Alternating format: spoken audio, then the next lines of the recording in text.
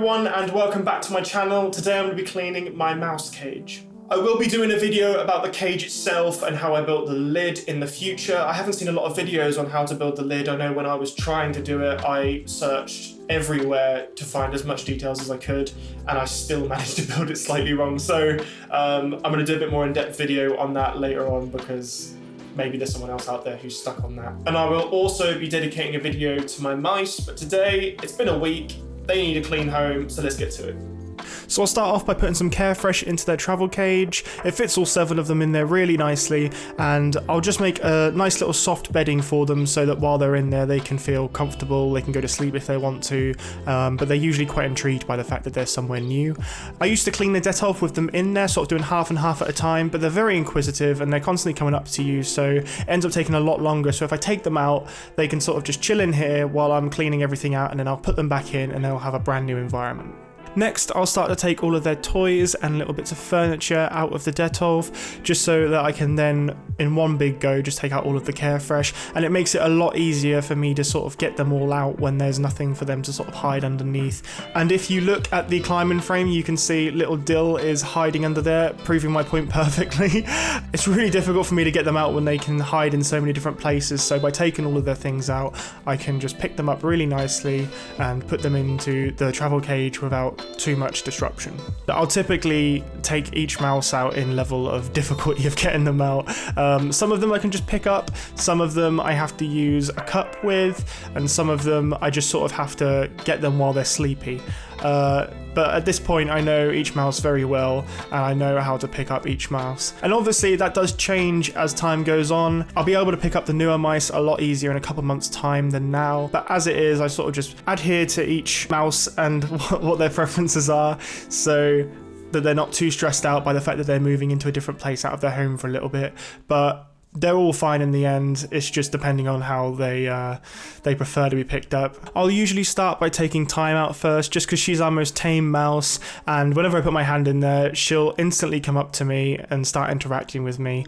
So it's very easy for me to get her out first. Dill's not really afraid of me picking her up at all. She's just, if she can get away from it, she will, but she won't go out of her way to do it. Whereas if you can see, there's Miki and Chia, and Chives will not let me pick her up at all. I think I've picked her up once or twice without having to sort of catch her off guard. Now we have Sage is probably our fastest mouse, and she is the white one.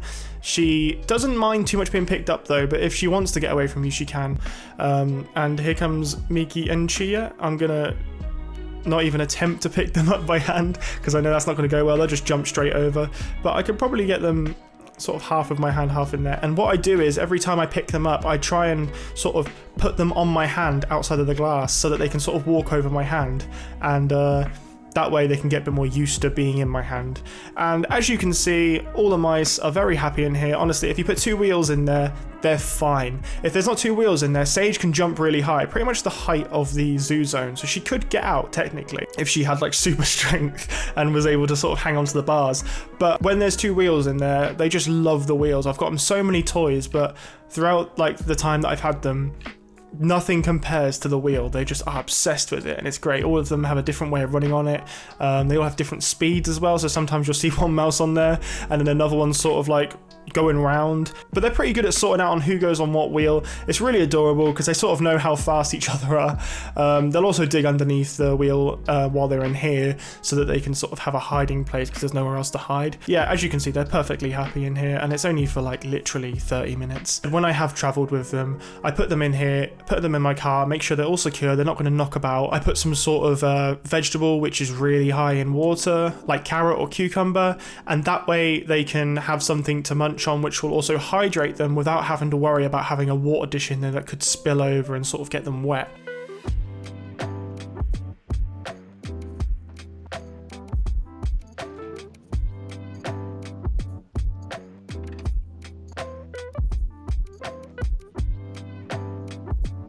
And here comes the part which every time hurts my back. This is where I just pick up everything, get all of it out, get a lot of mouse poo on my hands, and I just try and get as much out as I can by hand, and then at the end I will vacuum, because there's no point in me trying to pick up all of the little bits, and honestly I can't reach into the corners that well, so I need to use a hoover for that. It makes it so much quicker. But yeah, after doing this every time without fail, my back absolutely kills. But obviously my girls need a little safe, clean environment, so I've got to do it. I do it once a week, and wouldn't change a thing about that. And this has to be the most satisfying part of the clean, other than actually seeing the final build of all of the different toys and furniture where I've placed them this time round. Just something about hoovering up all these tiny little pieces of Carefresh and at the end just having a completely clean Detolf is really satisfying.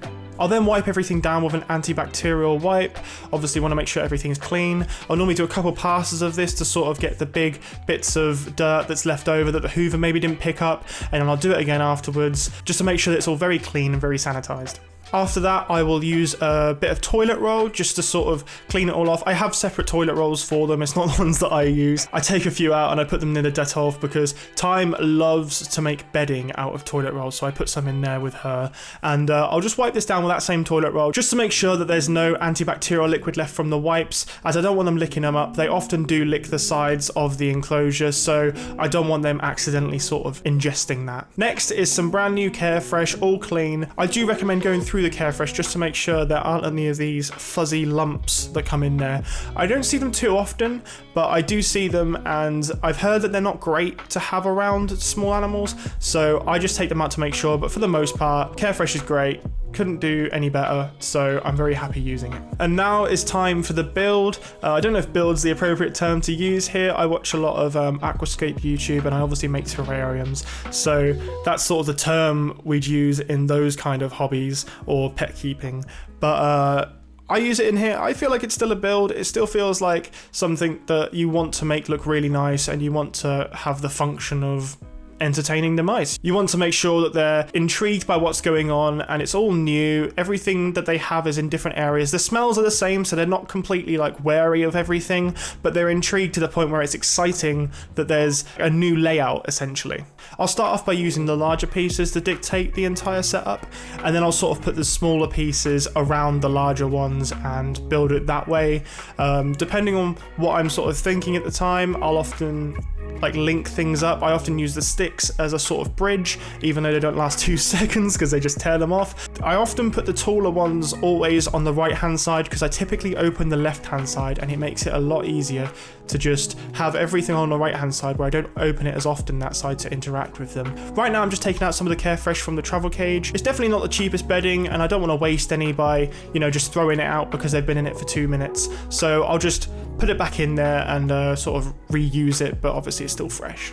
We're now going to start putting the mice in and letting them explore. I haven't finished the build entirely. I've still got the other half to do, but I put them back in here so that I can, you know, clean the wheels that they were on. If there's not wheels in the zoo zone, it can get pretty boring for them pretty quickly, so I make sure that they've got something to do all the time. And it is definitely so much easier to get them out of the zoo zone than it is to get them out of the Detolf. As you can see, I'm trying to get Miki to sort of walk over me. Each time I do it, she stays on my hand a little bit longer, and I'm really, really proud of how she's doing.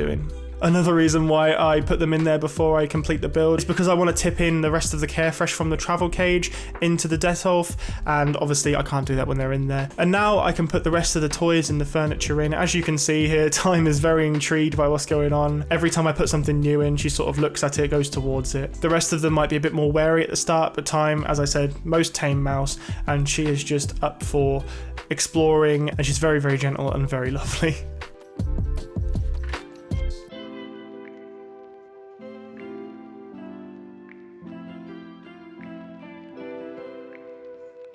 And finally, I'm going to put some food in there. Normally there'd be some food in the bedding all around, so throughout the day they'd have something to sort of munch on if they needed to, but obviously this is all clean, so I put some food in there, and because they've been such good girls, I'm going to give them millet. They go crazy for this. They're all huddled around it during the night time. I'm going to now show some little videos of all of them enjoying the Detolf.